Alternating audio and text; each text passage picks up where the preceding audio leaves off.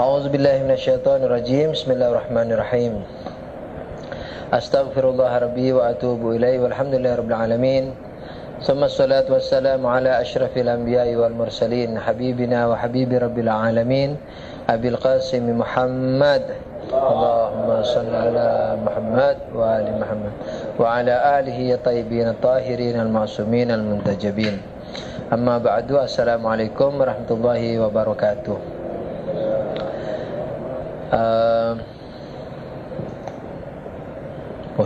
Pause.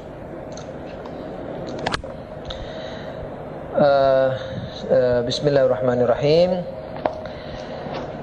Teman-teman yang sudah mendengar juga saya harap sekali perhatiannya, karena ini insyaallah merupakan kajian komplit terhadap keimanan atau usuluddin, dan insyaallah merupakan pokok-pokoknya yang insyaallah dalam waktu yang lebih luas bisa dirinci daripada pokok-pokok ini kepada ranting-rantingnya yang juga tidak kalah menarik. Mudah-mudahan saja sesuai dengan keyakinan saya menarik, sehingga tidak ada kantuk menghampiri hadirin hadirat. Tapi walaupun bagaimana, pasang semua itu alat-alat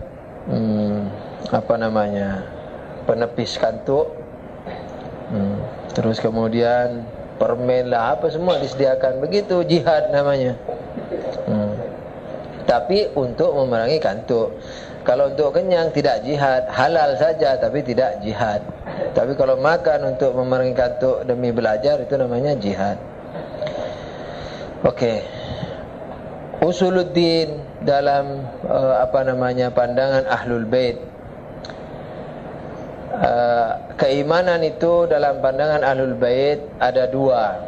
Ada yang pokok, dasar, ada yang ranting. Yang dasar itu disebut usuluddin, yakni dasar agama. Dasar agama.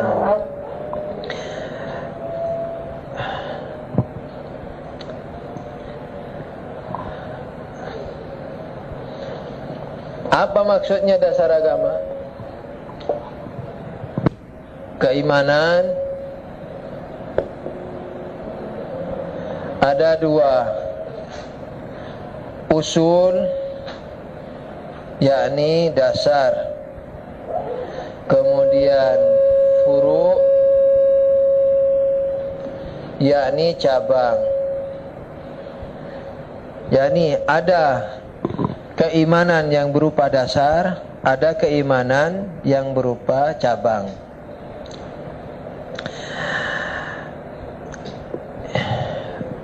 Keimanan berupa dasar ini ada 5. Tauhid dengan segala bahasannya. 2. Keadilan Tuhan.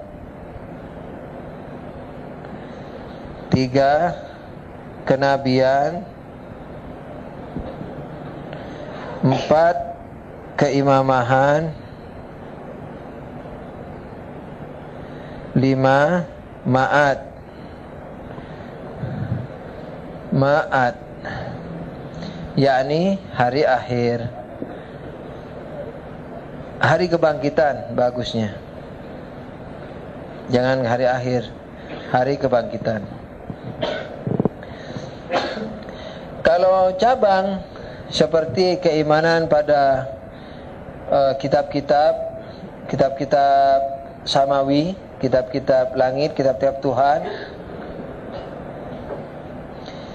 Misalnya juga malaikat-malaikat, beriman adanya malaikat-malaikat dan DST. yakni seterusnya. Apa saja keimanan yang selain 5 ini.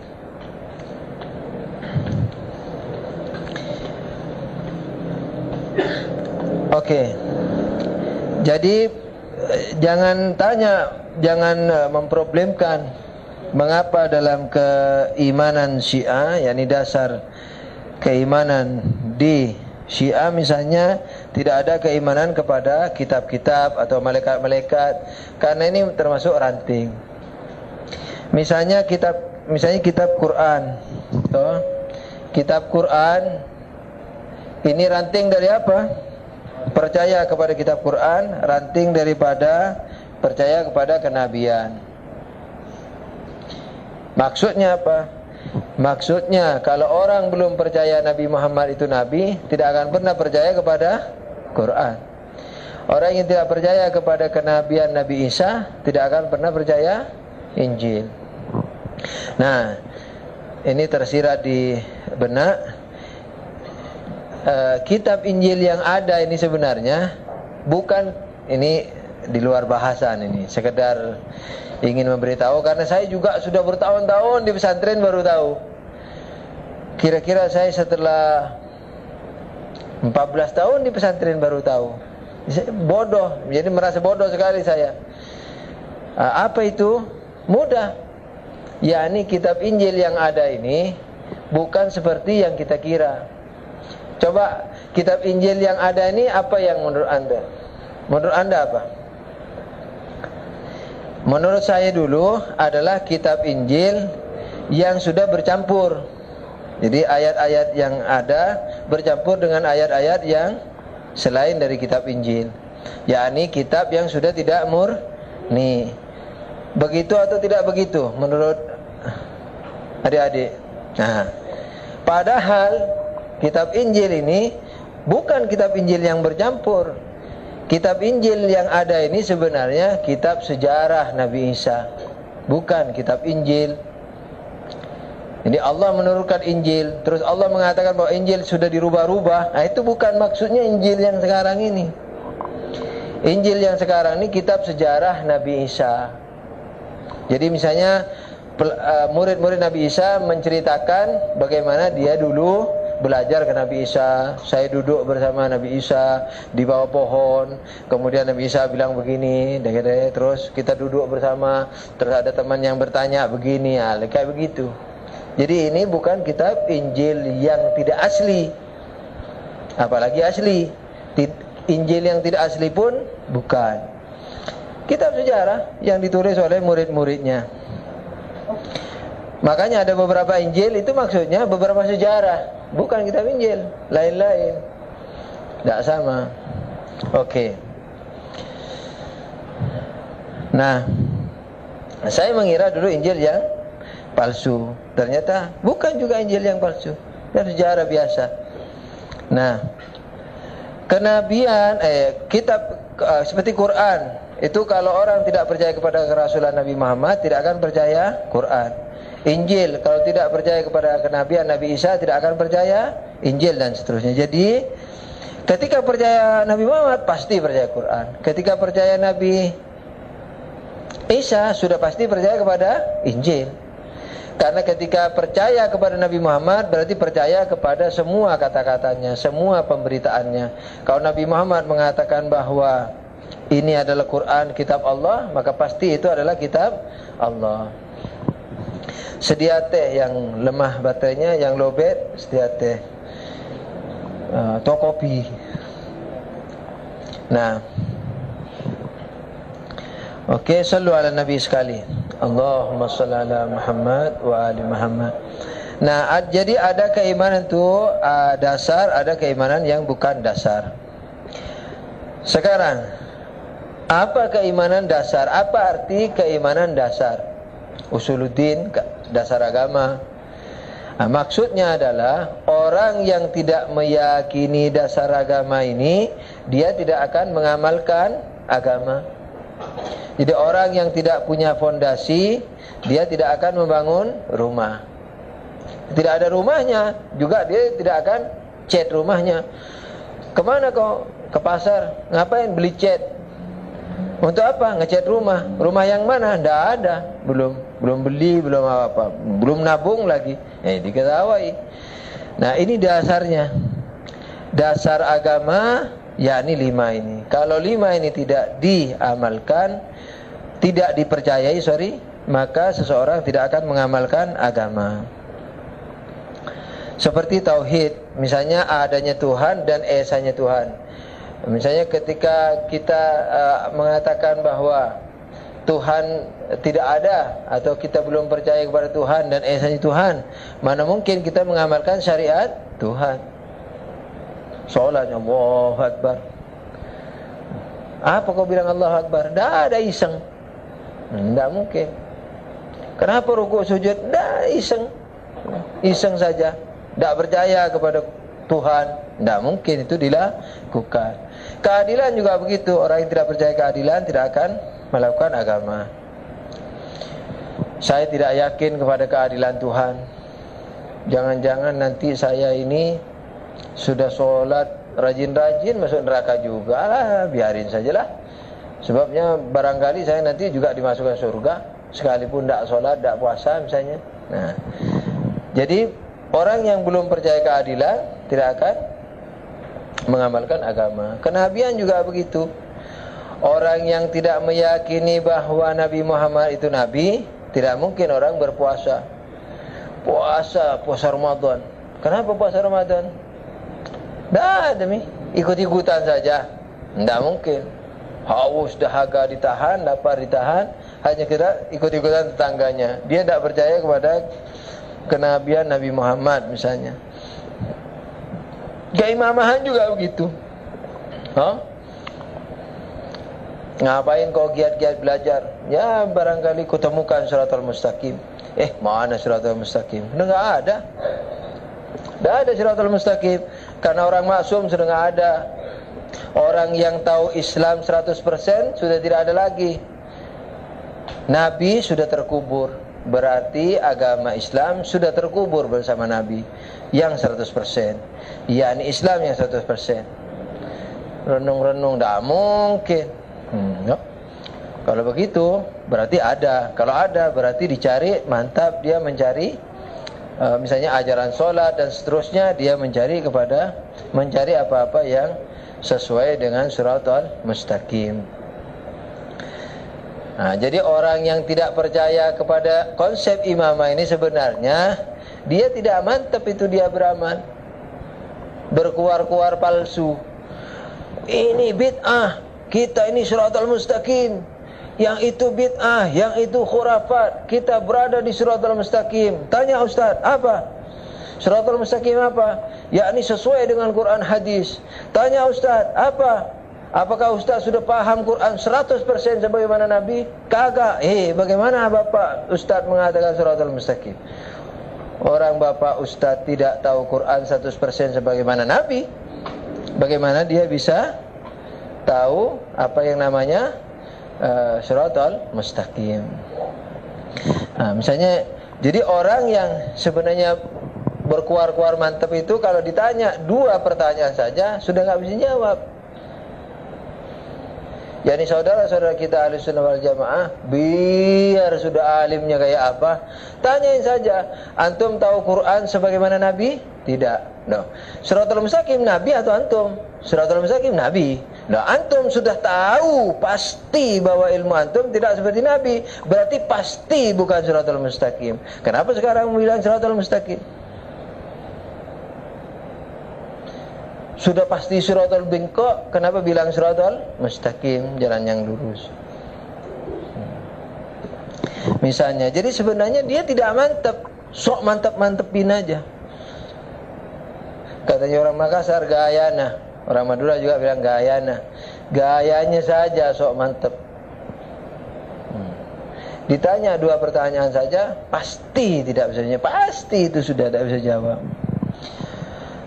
Ma'ad juga begitu. Orang yang tidak yakin bahwa di akhirat itu ada hari pengadilan, balasan bagi yang baik, balasan bagi yang jahat. Kalau tidak yakin terhadap itu, orang tidak akan mantap mengamalkan agama. Artinya tidak semangat. Wah, kenapa khusyuk sekali kau sholat?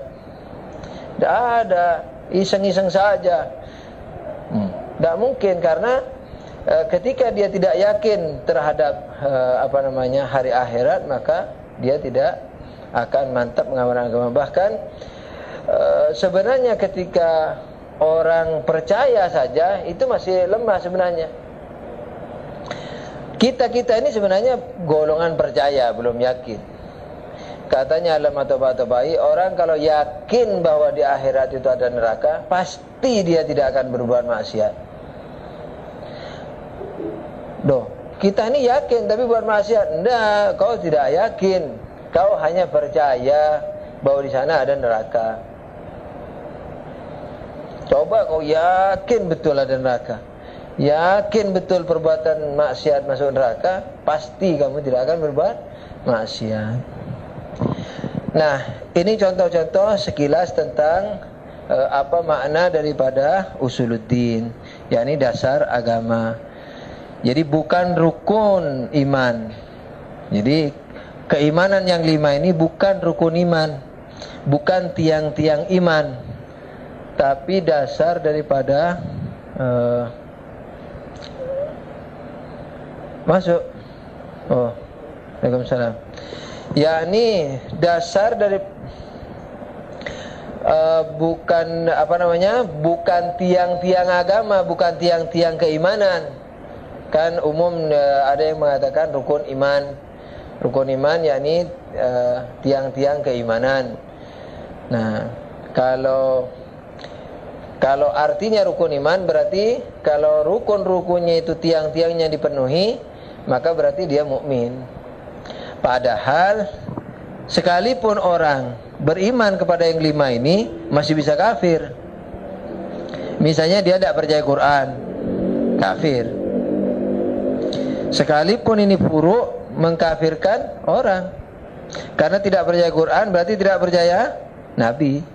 Tidak percaya Nabi berarti tidak percaya kepada firman Tuhan, kafir.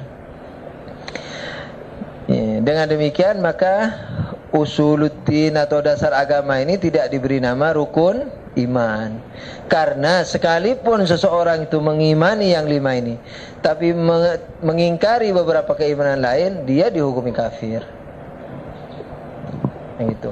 Jadi kebiasaan yang umum di saudara-saudara ahli sunnah itu biasanya disebut dengan rukun iman. Padahal sebagaimana tadi yang saya katakan, kalau kita tanya misalnya ke orang Sunni, oke, saya percaya kepada rukun iman yang 6 itu. Apakah saya mukmin? Iya, kamu mukmin. Bagaimana kalau saya misalnya tidak percaya jin? Saya tidak percaya jin. Wah, kafir kamu. Karena kenapa begitu? Karena jin ada di Quran. Nah, begitu. Berarti mengingkari jin, mengingkari Quran. Mengingkari Quran kafir. Kitabullah, rukun iman kedua. Percaya kitab-kitab Tuhan.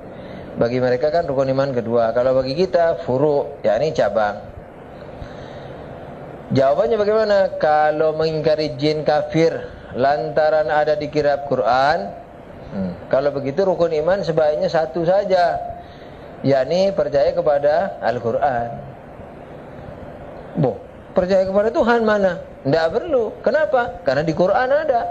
Sebagaimana jin tadi ada di Quran. Kalau diingkari kafir, Tuhan juga ada di Quran. Kenabian juga ada di Quran. Tapi takdir baik buruk nggak ada memang. Jadi rukun imannya orang Sunni yang 6 itu. Jadi penamaan rukun iman kurang tepat kalau di kami. Karena apa? Tetap rukun itu sekalipun sudah dijaga masih bisa saja orang kafir. Dan rukun iman kalau mau dirukun-rukunkan begitu, yakni karena kembali merujuk kepada Quran, maka bagusnya rukun iman satu saja, yakni percaya kepada kitabullah, yakni Quran, sudah selesai. Kenapa? Karena di situ ada ketuhanan, ada kenabian, ada dan seterusnya, kecuali takdir baik buruk. Nah, dengan demikian penamaan yang paling sesuai adalah dasar agama. Yakni orang yang belum mempercayai ini, dia tidak akan mengamalkan agama. Ini dari sisi penamaannya, yakni usuluddin. Terus kita terhadap usuluddin ini apa? Tanggung jawab kita terhadap usuluddin ini apa? Tanggung jawabnya adalah apa? Mempercayai, mengimani. Kenapa harus mengimani? Ya tadi itu sesuai dengan makna usuluddin itu. Yakni apa? Kalau kita belum mengimani, maka kita tidak akan pernah mengamalkan syariat. Tidak akan pernah mengamalkan agama. Nah, jadi kita harus beriman. Sekarang ketika saya harus beriman kepada yang 5 ini, keimanan ini itu harus dengan dalil atau dengan dogma. Misalnya, bolehkah saya beriman kepada Allah karena guru saya? Bolehkah saya beriman kepada Allah karena Nabi Muhammad? yakni karena Nabi Muhammad bilang maka saya percaya, karena guru saya bilang maka saya percaya. Dalam ilmu kalam, teologi itu tidak cukup. Boleh saja kamu mengikut orang tuamu, beriman kepada Tuhan karena orang tuamu, beriman kepada Tuhan karena Nabi Muhammad yang bilang. Nah, boleh saja, tapi itu bukan tingkatan iman yang dimaksudkan dalam pembahasan kita sebagaimana kita katakan beriman. Terus apa dong kalau saya percaya kepada Tuhan gara-gara guru saya, gara-gara Nabi Muhammad? Dikasih nama apa kalau bukan iman? Dalam istilah teologi dikasih nama Islam, yakni nerima. Oh iya, karena Nabi jujur, perkataannya pasti benar, saya terima deh. Dia bilang Tuhan ada dan satu, oke deh, saya terima. Itu bukan percaya, bukan yakin, bukan iman. Terus bagaimana supaya beriman? Supaya beriman harus dengan dalil, tidak dengan dogma orang lain, sekalipun Nabi. Bahkan dalam ayat Al-Quran dikatakan wa qalatil a'rabu amanna qul lam tu'minu bal qulu aslamna. Orang-orang pedesaan berkata, ya Rasulullah kami beriman. Allah berkata, ya Muhammad katakan kepada mereka bahwa mereka belum beriman. Qul lam tu'minu, katakan kalian belum beriman. Bal qulu aslamna, tapi katakanlah kami menerima. Gitu. Selama keimanan itu belum masuk ke dalam hati kalian. Apa maksudnya? Mereka padahal tidak dipaksa-paksa, beriman betulan itu. Tapi berimannya karena Nabi. yakni karena Nabi bilang maka dia percaya. Karena Nabi akhlaknya bagus, orangnya amin, al-amin, lalu bilang Tuhan ada, dia percaya. Nah itu bukan iman namanya. yakni baru percaya, baru menerima. Kok percaya? Baru menerima, belum percaya yang dikatakan sebagai iman itu. Terus bagaimana dong? Ya harus berdalil. Ya, sebelum iman itu masuk ke dalam diri kamu, ya katakan bahwa kalian belum beriman, tapi katakanlah kalian baru menerima selama iman itu belum masuk ke dalam hatimu. Loh, orang saya sudah beriman kok dibilang belum beriman? Sudah jawabnya bagaimana? Tadi sudah dibilang bahwa kamu belum beriman, sebenarnya menerima. Nah, bagaimana terus? Masukkan ke hatimu. Bagaimana masukkan ke hatimu orang sudah masuk? Saya sudah percaya. Enggak, itu belum percaya, itu baru nerima. Bagaimana supaya jadi percaya, supaya jadi keimanan? Itu harus dengan dalil. Kalau sudah dengan dalil, itu baru dikatakan apa? Iman, beriman. Jadi sebelum dalil, sebelum orang itu mengerti dengan dalil, maka itu baru percaya. Tapi kalau sudah dengan dalil, maka itu disebut iman. Nah, jadi mengimani yang 5 ini harus dengan dalil. Tidak dengan taklid, tidak dengan ikut-ikutan, sekalipun yang diikuti sehebat Nabi. Jadi harus dipikir. Kalau Nabi berdalil tentang keberadaan Tuhan, dipikir, dipahami dalil-dalilnya. Nah itu baru dikatakan beriman. Tapi kalau dia beriman karena Nabi bilang, nah itu dia belum beriman, tapi baru nerima, baru masuk Islam. Tapi kalau saya beriman karena wah guru saya misalnya hebat, saya mendapatkan seorang guru kemudian hebat dalil-dalilnya, nah beriman. Tapi kalau dibilang saya suka sekali sama guru itu karena akhlaknya bagus, apa saja yang dia bilang saya percaya. Dia bilang Tuhan ada dan satu, saya percaya. Ini namanya belum iman, tapi baru dikatakan Islam. Oke. Sekarang kalau kita sudah tahu harus berdalil, dalilnya itu apa? Dalilnya akal atau Al-Quran. Bagaimana? Dalilnya akal atau Al-Quran? Mana ini mau? Jawabannya akal, bukan Al-Quran. Enak saja kamu ini ngomong. Kita orang beriman harus bersumber dan bertumpu kepada Quran. Kita katakan apa? Kita katakan kita memang orang beriman sudah, tetapi kita ingin menyempurnakan iman kita. Maka itu bukan melalui Al-Quran. Kenapa begitu? Karena Al-Quran ini sekian tahapan di bawah tahapan tauhid. Maksudnya adalah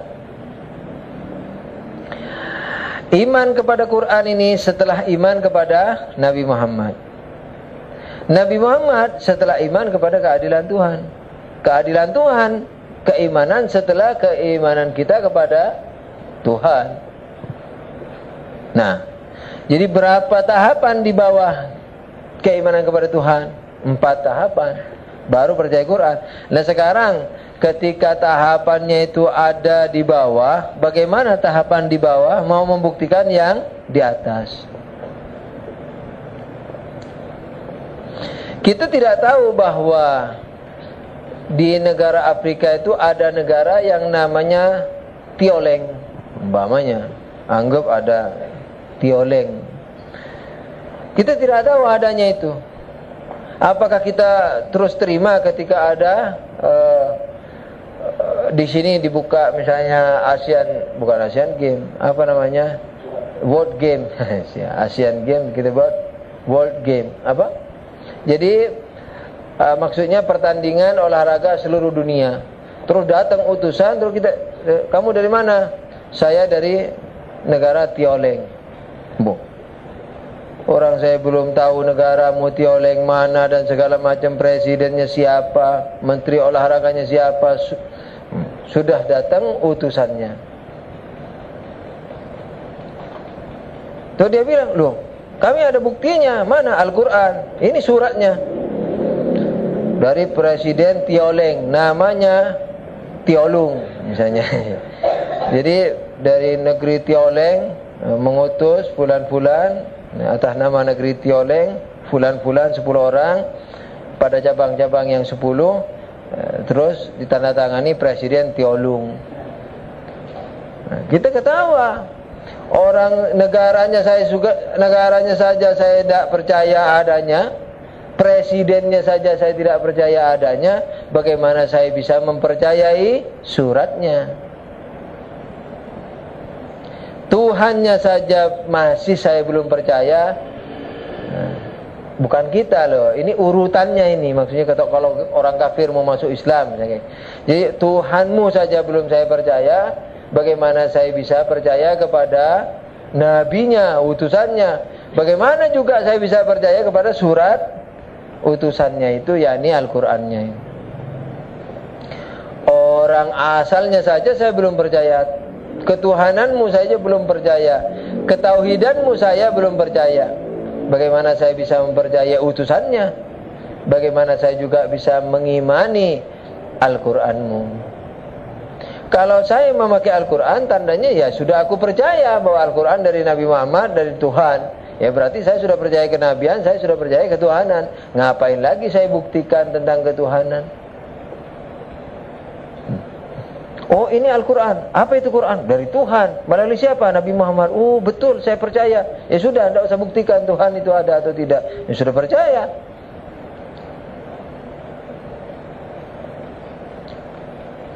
Paham tak?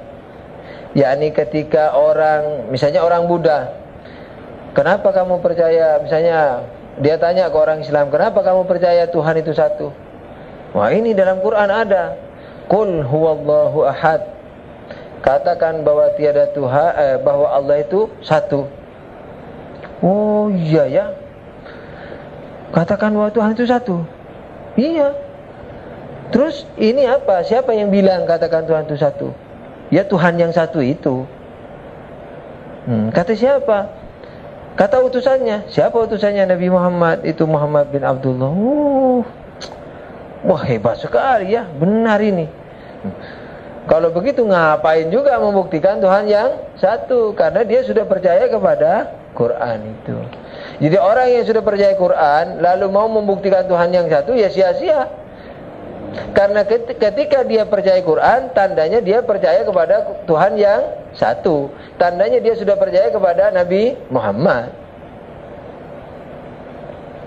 Coba orang yang belum percaya Tuhan satu, belum percaya Nabi Muhammad, percaya Quran?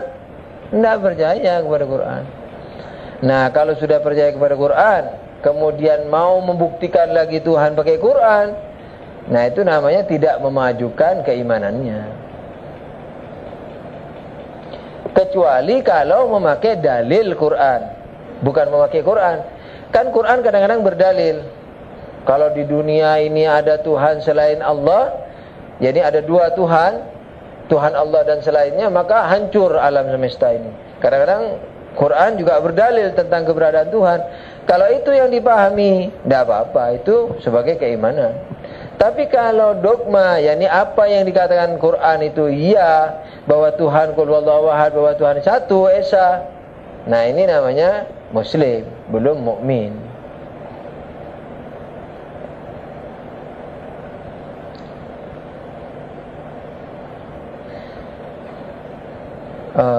Sambil minum apa saja daya, itu permennya disebar deh. Permen disebar, karena nanti tidak paham kalau ya disebar-sebar. Ahwat itu juga kasih permen, kasihan. Kopi, mau kopi? Mau itu. Mau. Break dulu.